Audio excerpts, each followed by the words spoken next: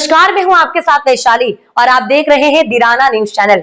आइए रुक करते हैं आज की खास खबर की ओर। जो जगह उससे 17 किलोमीटर दूर मेरे फादर की लोकेशन है, वो खुद उस वक्त फोन पे बात कर रही हैं जिस वक्त उन्होंने ये टाइमिंग अलेज की है। तो इतने सारे सबूत होने, एम्स की रिपोर्ट है जो बता रही है कि वो 18 साल के ऊपर है और वो खुद को माइनर 15 साल की बच्ची बताती हैं। मैं बस ये आपके माध्यम से कहना चाहती हूँ कि मैं समझ रही हूँ कि आपकी भावना एक तरफ जुड़ी हुई है, क्योंकि आपने ये सारे फैक्ट शायद कभी सुने नहीं है और ना किसी ने हमें नहीं अप्रोच किया कि आप अपना आपके फैक्ट्स क्या है। किसी ने उनसे कभी पूछा कि आप एक सबूत दिखा दीजिए कि आपकी तरफ कुलदीप सिंह सेंगर ने कभी आंख उठा के भी देखा। मैं कह रही हूँ अगर वो दिखा दे तो वो फांसी दे दे, लेकिन आप इस तरह का अनड्यू प्रेशर बना के, वो उन्होंने क्या किसी को बताया कि वो एक पॉलिटिकल पार्टी से एसोसिएटेड है? 2022 में उनकी माँ ने विधानसभा का चुनाव लड़ा हुआ है उन्नाव से। ये सब चीजें वो नहीं बताएंगे क्योंकि वो सब चीजें उनके नैरेटिव को सूट नहीं करता।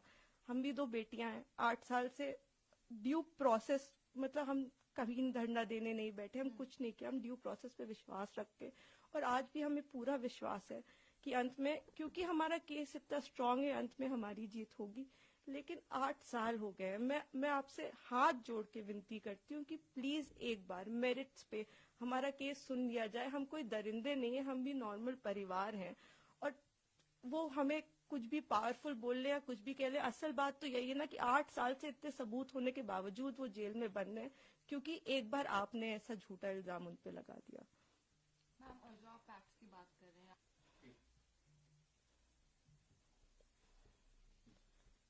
इस केस में इन्होंने स्टेटमेंट्स तो अपने बहुत सारे बदले ही हैं, जो कि आप अगर मुझसे कहेंगे तो मैं आपको डिटेल में प्रोवाइड कर दूंगी। इन्होंने समय 3 बार बदला है। पहले इन्होंने कहा कि दोपहर को 2 बजे कुलदीप सिंह सेंगर ने मेरे साथ रेप किया। उसके बाद इन्होंने कहा नहीं नहीं, दोपहर के 2 नहीं बज रहे थे, शाम के 6 बज रहे थे। फिर इन्होंने चेंज किया, कहा नहीं ये नहीं हो रहा था, शाम के 8:30 बज रहे थे। जब सीबीआई ने मेरे फादर की लोकेशन निकाली तो उनकी लोकेशन 17 किलोमीटर दूर उनके उन्नाव ऑफिस की पाई गई। सीबीआई ने दूसरे केस में सीबीआई ने जानबूझ के हमें चार्जशीट किया और उसके बाद जब दूसरे केस में चार्जशीट लगाई तो हमें पता लगा कि हमने जब वो सीडीआर से तो हमें पता लगा कि ये तो उस वक्त पे फोन पे बात कर रही थी। तो सीबीआई ने भी जानबूझ के, आई डोंट नो किस प्रेशर में आके, सारे इंस्टीट्यूशंस, लेकिन सीबीआई ने प्रेशर में आके हम पे इनके कहने पे चार्जशीट लगाई। मैं देखिए किसी पे इल्जाम नहीं लगा रही, मैं बस ये कह रही हूँ कि अभी भी ये सारे तथ्य हमारी अपील में मौजूद है। हमारे पास इनका एक एक रिकॉर्ड है। एक बार हमारी बात प्लीज सुन ली जाए, क्योंकि हम भी बेटियां हैं, 8 साल से इधर उधर भटक रहे हैं, उनके साथ देने के लिए तो बहुत लोग हैं। हम अकेले ही कोर्ट जाते हैं, अगर वो हमें गाली देते हुए भी हमारे बगल से निकल जाती हैं तो उनके पास सिक्योरिटी है, हमारे पास मैडम सिक्योरिटी नहीं है। वो गाली भी देती है तो भी सब कहते हैं कि तुम्हें अपने पापा को निकालना है ना बेटा, तो सीधे देखती रहो, गाली खाती रहो, लेकिन तुम्हें जवाब नहीं देना है। हमने आज तक किसी को जवाब नहीं दिया, यही सोचते हुए क्योंकि हम प्रोसेस में कि हम हर चीज सही ढंग से करेंगे, हम किसी ऐसे वैसे लोगों के पास नहीं जाएंगे, तो कहीं ना कहीं इतने सबूत है इसमें कि हमें जीत मिलेगी। तो हम उसी का इंतजार कर रहे हैं। हमारी बस हाथ जोड़ के यही कि हम बिल्कुल विश्वास करते हैं, हम सारी संस्थाओं पे विश्वास करते हैं, लेकिन मैं बस इतना प्रे करना चाहती हूँ कि किसी के प्रेशर में आके कोई काम ना हो। आप सबूत देख के काम करिए, अगर सबूतों में हमारे जरा सा भी आपको गड़बड़ लगे तब आप ये काम करिए, लेकिन नहीं है। उनसे कहीं ना वो एक चीज सबूत दिखाए। वो बोलते हैं कि ट्रक वाला जो एक्सीडेंट बताते, कितनी मिस इन्फॉर्मेशन है कि 11 बार कि हो सकता है आईआईटी दिल्ली, सीबीआई, एनएचआरसी, सारी की एक्सपर्ट टीम बनाई गई थी। इसमें सबने पाया कि वो नेचुरल एक्सीडेंट था। मेरे फादर उस केस से डिस्चार्ज हो चुके हैं, लेकिन आप देखिए आपको कोई मीडिया चैनल नहीं बताएगा कि मेरे पिता उस केस से डिस्चार्ज हो गए थे जिसमें वो कह रही हैं कि लोगों को मरवाया। आज भी आपने यही नैरेटिव बना रखा है कि लोगों को मरवाया। मतलब इतना झूठ, इतना मिस इन्फॉर्मेशन है वहां पे कि मैं बस रिक्वेस्ट करना चाहूंगी, प्लीज किसी तरह का मिस इन्फॉर्मेशन मत फैलाएं। आपके जैसे भी सवाल हो आप मुझसे पूछ ले। आप फादर की डेथ की बात करते हैं, मेरे पिता उस वक्त टाउन में ही नहीं थे, he was not even present in Unnao. ये भी एलिगेशंस लगाए गए हैं। जी, मैं इसीलिए मैं ट्विटर पे रोज मुझे रेपिस्ट की बेटी और जाने क्या क्या कहा जा रहा है, तो मैं जानती हूँ अगर हम अपने फैक्ट्स भी ट्वीट करते हैं या हम फैक्ट्स भी बताने की कोशिश करते हैं तो हमें बहुत अलग अलग नामों से बुलाया जाता है। हम जवाब भी नहीं दे सकते क्योंकि हमें पता है कि सारी संवेदनाएं वो सब एक तरफ जुड़ी हुई है। हम तो बेटियां हैं ही नहीं, लेकिन ठीक है, हम सब झेल रहे हैं। लेकिन आप वही मैं कह रही हूँ ना कि तथ्यों पे कोई बात करे। आप कह रहे विटनेस, किस विटनेस को मरवा दिया? अगर एक रिपोर्ट है कि वो नेचुरल एक्सीडेंट था तो हमने कैसे वो कराया? आप बताइए ना। आईआईटी दिल्ली तो झूठ नहीं बोले, एक्सपर्ट टीम्स बनाई गई, इतना प्रेशर बनाया गया। मेरे घर में रोज रेड मारते थे, रोज मेरी माँ को परेशान करते थे, मुझको परेशान करते थे, क्योंकि उस वक्त भी इसी तरह मीडिया में प्रेशर बनाया गया था। तो मैं बस इतना ही, मैं सच में, it's my humble request to all of you, आप पहले केस जान लीजिए, आपके जो भी सवाल हो आप कर लीजिए। मैं डॉक्यूमेंट्स लेके आपके सामने बैठने को तैयार हूँ, लेकिन प्लीज किसी की कही सुनी बातों पे मेरे पिता के साथ ऐसा मत करिए। 8 साल से हम न्याय के लिए लड़ रहे हैं, प्लीज। मैम, पहले दिल्ली हाई कोर्ट ने उनको बेल, सुप्रीम कोर्ट ने उनकी बेल को रोक दिया है। बहुत बड़ा प्रोटेस्ट भी हुआ इंडिया गेट पे जो उन लोगों ने किया, उन्नाव विक्टिम ने, और उसके बाद जो है जनता मंच पे प्रोटेस्ट हुआ।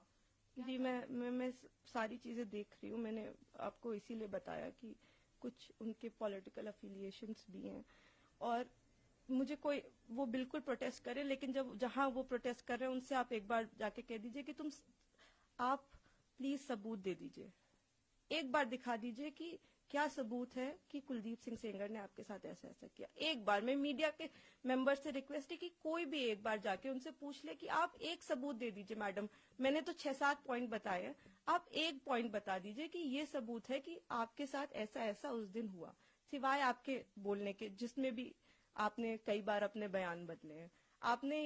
मेरे पिता पे आपने एक केस फाइल किया, अन्य लोगों पे 2.5 महीने बाद आपने सोच समझ के, शायद ये आप में से कम लोगों को पता होगा, सन 2000 में इनके चाचा हिस्ट्री शीटर हैं, उन पे 17 मुकदमे हैं, 17, and these are not put by us. मैं जब पैदा हुई हूँ उसके पहले से मुकदमे चल रहे हैं, तो इसके पहले कि लोग इसमें भी कुछ सोचे।